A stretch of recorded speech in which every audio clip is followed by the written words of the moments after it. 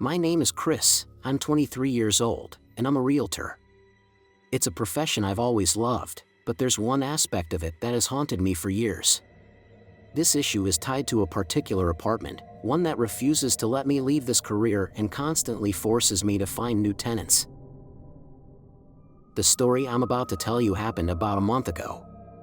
One browser tab was open to Craigslist, another to Zillow, as I started drafting a new listing for an apartment.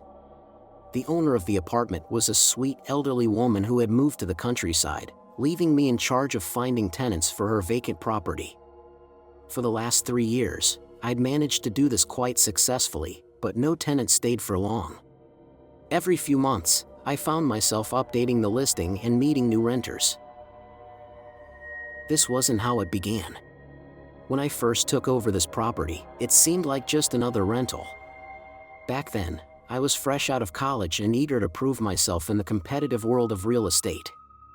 The apartment on Maple Street was my first solo project, a small but promising listing in a bustling part of town. Yet, the first tenant barely lasted 3 months. When they moved out, they left no forwarding address and refused to answer my calls. At the time, I chalked it up to bad luck. The second tenant, a single mother named Julie, left even quicker, abandoning most of her belongings. "I'm sorry," she'd said over the phone, her voice shaking. "I can't stay there. Something's wrong with that place." I laughed nervously and assured her there was no such thing as a cursed apartment. If only I had believed her. It was about 11 a.m. when my phone vibrated on my desk.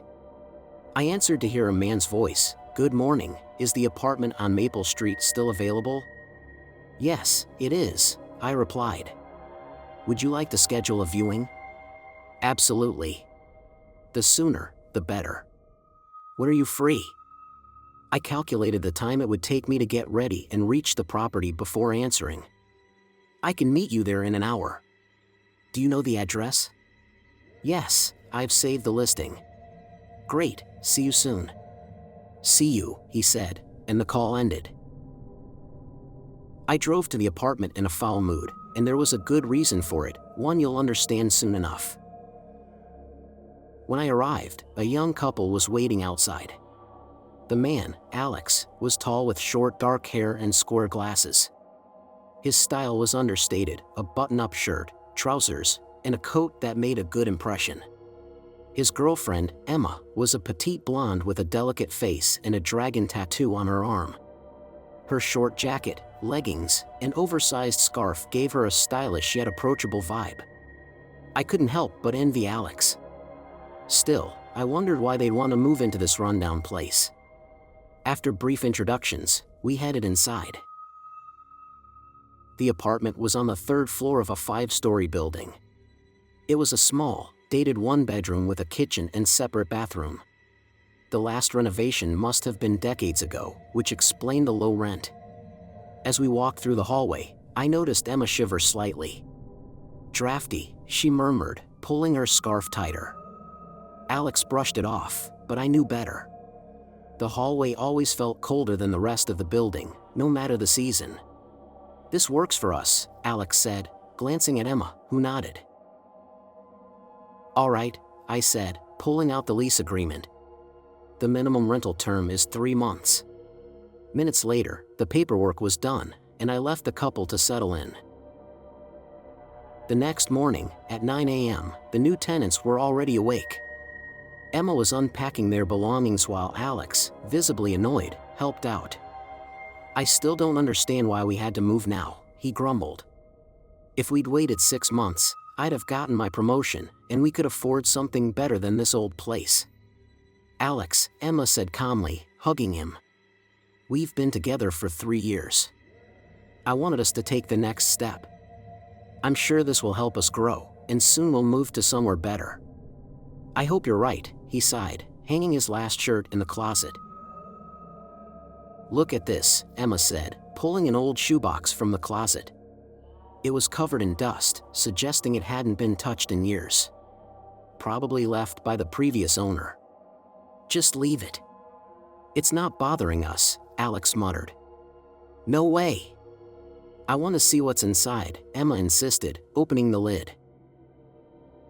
Inside was a collection of old photographs.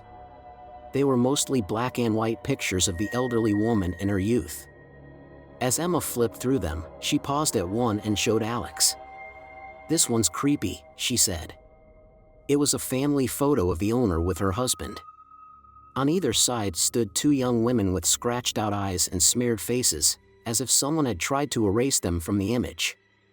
"That's enough," Alex said, taking the photo from Emma, placing it back in the box, and shoving it under the bed.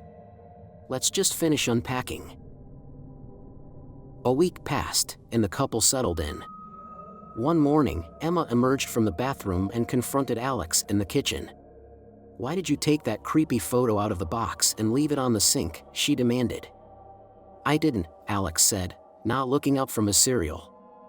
"Really?" she retorted, slamming the photo onto the table. Alex froze.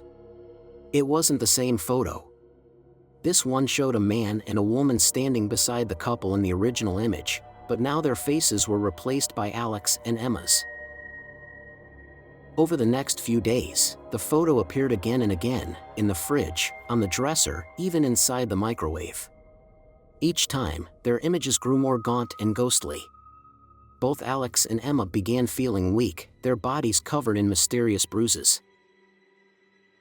Unable to take it anymore, Alex shredded the photo with scissors, burned the pieces, and disposed of the ashes.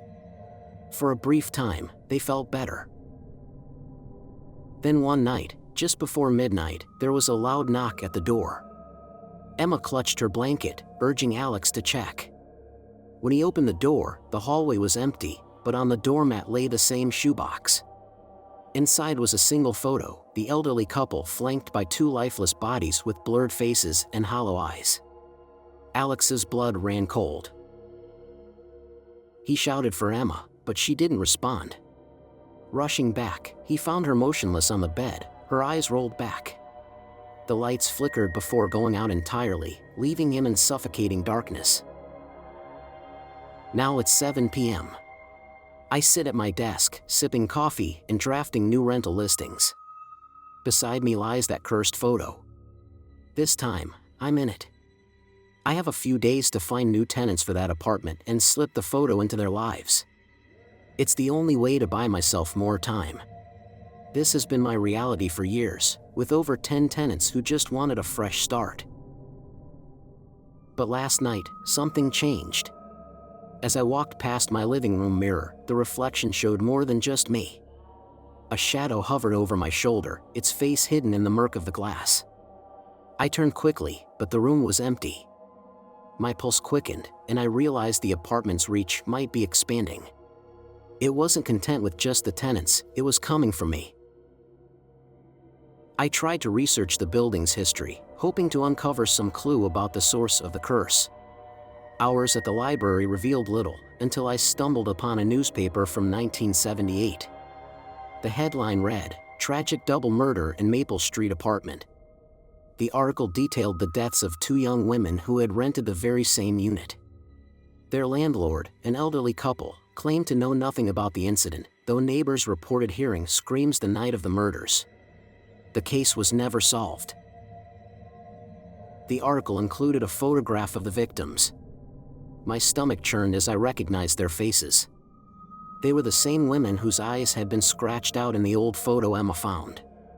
My hands trembled as I realized the implications. The curse wasn't random, it was tied to those murders, and perhaps the elderly couple had been more involved than they let on. The following evening, the photo reappeared on my desk, but this time, it was different. The figures in the background were clearer, and I could see myself standing next to the elderly couple. My own face was gaunt, my eyes hollow. It felt like a warning, or perhaps a promise of what was to come.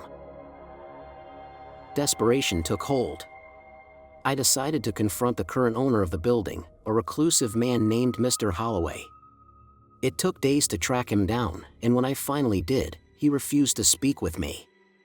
"Some things are better left alone," he muttered before slamming the door in my face.